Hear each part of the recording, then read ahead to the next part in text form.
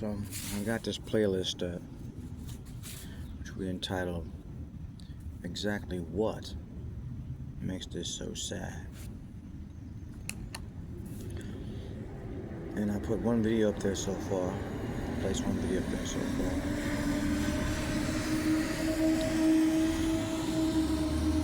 It's not the video that I was searching for. I searched on YouTube a story of the man on the mountain.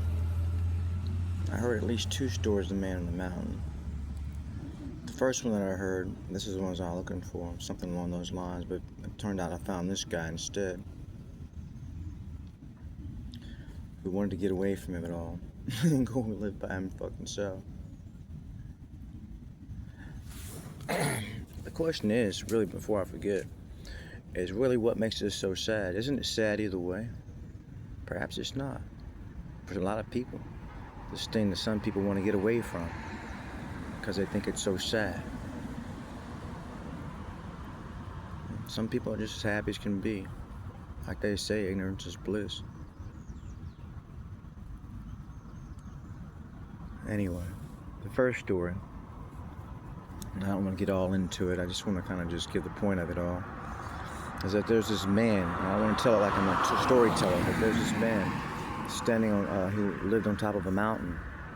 And I heard this back when I was a younger man, because that's just kind of the channels and the ebbs and flows that kind of like I rolled in, you know. So something like that would really come around my way, because it's kind of things that I was into and I was looking for and searching for. So they say, you know, what you search for or how you live, and things kind of gravitate to you and magnetate to you, like law of attraction. So I came across it anyhow, and it was going on about a man who lived on top of a mountain.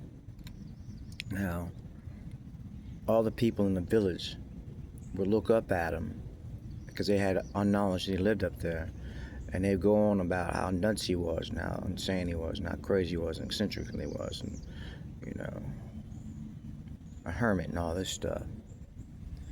And then they didn't really tell you much about the man throughout the course of the story, except for at the end of it all, when he got done talking about the rights and the wrongs and the ways of perspectives of what it is and what it isn't.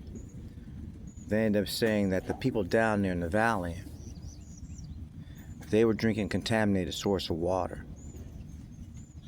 and that the man on top of the mountain was not drinking a contaminated source of water. He was drinking a pure source of water, untainted source of water. The thing is, either way, it's sad. The man was insane, if that's the way he had to live. And the people down in the valley were actually less sane than he was. They didn't realize they were insane. They thought perhaps he's just hunky-dory, you know, because everyone was doing the same thing for the most part, and was drinking the same water source for the most part. But does that mean because they were not aware of their insanity that's not sad? What is the consequences? What do you go on eventually to say, well, this is inevitably what came of it?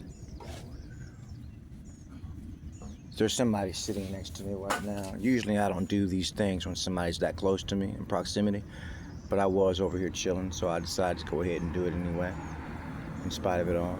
It doesn't really matter. You can get up and head out someplace else, and there'll be somebody else there as well, until you get your ass up on top of a fucking mountain somewhere where there's nobody there. And lo and behold, that brings us to the second story, because eventually there will be somebody there as well. And the second one I read in a book that was going on about immortality and how to achieve immortality. The first one I came across, actually before I came across that one, was called The Death Trap, entitled The Death Trap. And it was talking about in there, somebody wanted to understand what immortals and know about immortals. So he got his ass out to India someplace, and he said he actually did find some immortals. But he said the vast majority of them, if not all of them entirely, they stayed away from people. Someone would say they stay at least 50 yards away from people at all times to achieve the things that they're trying to achieve and hold on to it and maintain it. Okay, so the other one was a book I read on immortality as well, and there was this guy, the Ascended Master, and he was living out there in the mountain and away from everybody and everything. Then somebody said, well, let's go find him. Kind of like this guy who wrote this book about, he wanted to go find him out in India. I said, we didn't find him, so let's go and find him. So they go out there, a girl and a guy, and I think they were a couple, and they find him. And they say, oh, well, and he's so elated to see him because he's been up there by himself so long. He said, yeah, that's great, this is wonderful. And it's like, hey, they want to know some things. Of course, he understood that. So he gives them a pencil and a piece of paper and a tablet or whatever, and says, go ahead and let me know what it is you want to know. So they ask one question. He's like, oh, that's no problem at all. And he answers the question for him. They ask another question. That's no problem at all. And he answers the question for him. And they ask him another question. It's like, how can we get people to get along and stop fighting with one another? And this is what his trip was. I'm not saying this is my trip, but this is what his trip was. His concern. One of them, it seems like a big point with him. So he jumps up, grabs a fucking tablet, grabs a pencil, breaks a pencil, throws a pencil out, throws a tablet at him, and says, get the fuck off of my goddamn mountain. I mean right now, get the fuck on off of it. And leave me the fuck alone. Because if I had to answer that fucking question, I wouldn't be up here all by myself now, would I?